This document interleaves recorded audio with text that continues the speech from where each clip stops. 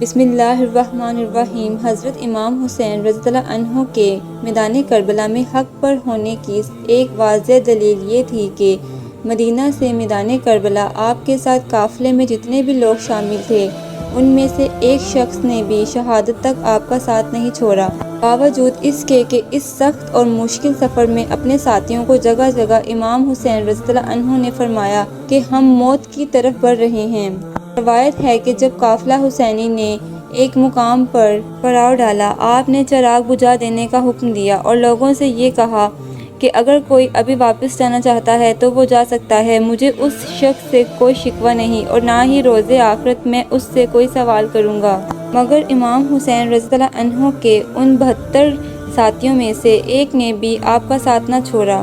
امام حسین کا یہ قافلہ اس لمبے سفر میں جہاں جہاں رکتا آپ وہاں خطبہ ارشاد فرماتے تھے، یہاں تک کہ میدان کربلا میں بھی آپ کی اعلیٰ ظرفی کا یہ عالم تھا کہ آپ نے یزیدی لشکر کے سامنے ایک خطبہ دیا اور شامی لشکر کو حق قبول کرنے کی دعوت دی تاکہ اگر ممکن ہو تو شاید کچھ لوگ راہ راست میں آ جائیں اور حضرت محمد صلی اللہ علیہ وآلہ وسلم کی اولاد کو شہید کرنے کی اس عظیم جرم سے توبہ کر لیں۔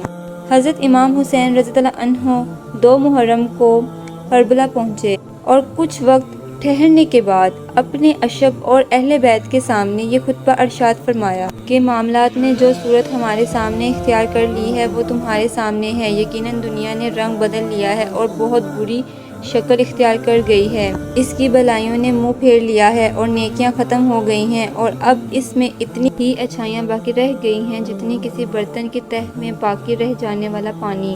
اب زندگی ایسے ہی ذلت امیز ہو گئی ہے جیسا کہ پہاڑی علاقہ۔ تم لوگ دیکھ رہے ہو کہ حق پر عمل نہیں ہو رہا اور کوئی باطل سے روکنے والا نہیں ہے۔ ان حالات میں مرد مومن کو چاہیے کہ وہ خدا سے ملنے کی آرزو کرے۔ میں جان بازی اور شجاعت کی موت کو بہادری سمجھتا ہوں اور ظالموں کے ساتھ زندگی گزارنا میرے سامنے ذلت ہے۔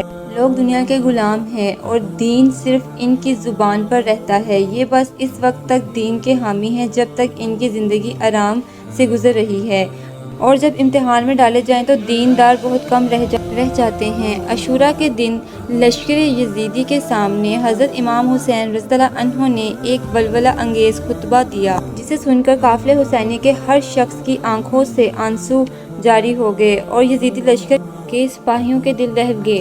آپ نے خطبہ ارشاد فرمایا، اے لوگو میری بات سنو، جلدی نہ کرو، مجھے نصیحت کرنے دو اور آنے کی وجہ بیان کر لینے دو۔ اگر تمہیں سمجھ آ رہا ہو اور تم اس کو قبول کر سکو تو تمہارے لیے خوش نصیبی کا باعث ہوگا اور تم میری مخالفت سے باز آ جاؤ، اور اگر تم یہ سننے کے بعد بھی میری بات قبول نہ کرو اور انصاف کرنے سے انکار کرو تو پھر مجھے کسی بات سے بھی انکار نہیں ہے۔ اس سے پہلے کہ تم مجھ پر ٹوٹ پڑو مجھے ذرا سی مہلت دے دو۔ میرا یقین ہر حال میں اللہ پاک پر ہے اور وہ نیک کاروں کا حامی ہے۔ لوگوں سوچو میں کون ہوں اور اپنے گریبانوں میں منہ ڈالو اور خوف کرو، کیا تمہارے لیے میرا قتل کرنا اور میری حرمت کا رشتہ توڑنا رواں ہے؟ کیا میں تمہارے نبی صلی اللہ علیہ وآلہ وسلم کی بیٹی کا بیٹا نہیں ہوں؟ حضرت حمزہ میرے باپ کے چچا نہیں تھے؟ جعفر میرے چچا نہیں تھے؟ کیا تم لوگوں نے اللہ پاک کے رسول کا فرمان نہیں سنا جو آپ صلی اللہ علیہ وآلہ وسلم میرے اور میرے بھائی کے بارے میں فرمایا کرتے تھے کہ یہ جنت کے نوجوانوں کے سردار ہیں؟ اگر میری باتیں سچی ہیں اور ضرور سچی ہیں کیونکہ واللہ میں نے ہوش سنبھالنے سے اب تک جھوٹ نہیں بولا، تو بتاؤ تمہیں تلواروں سے میرا استقبال کرنا چاہیے؟ اگر تم میری بات کا یقین نہیں کرتے تو تم برہنہ تصدیق کر سکتے ہو۔ محمد بن عبداللہ اور محمد انس سے پوچھ لو، وہ تمہیں بتائیں گے کہ انہوں نے میرے اور میرے بھائی حسن کے بارے میں رسول اللہ صلی اللہ علیہ وآلہ وسلم کو یہ فرماتے ہوئے سنا ہے کہ نہیں؟ کیا یہ بات بھی تمہیں میرے خون بہانے سے نہیں روکتی؟ اگر ان باتوں میں کوئی شک ہے کہ میں تمہارے پیغمبر کی بیٹی کا بیٹا ہوں، خدا کی قسم مشرق و مغرب کے درمیان پیغمبر صلی اللہ علیہ وآلہ وسلم کی بیٹی کا بیٹا میرے علاوہ اور کوئی نہیں ہے۔ کیا میں نے کسی کا قتل کیا ہے کہ اس کے خون کا بدلہ مجھ سے لے رہے ہو، یا کسی کا مال اٹھایا ہے، یا کسی زخم کی قصاص مجھ سے چاہتے ہو؟ خدا کی قسم ایسا ہرگز نہیں ہوگا کہ میں ذلت کا ہاتھ تھاموں اور نہ غلاموں کی طرح بھاگ جاؤں گا۔ اے بندگان خدا، میں تمہارے اور اپنے پروردگار کی پناہ مانگتا ہوں۔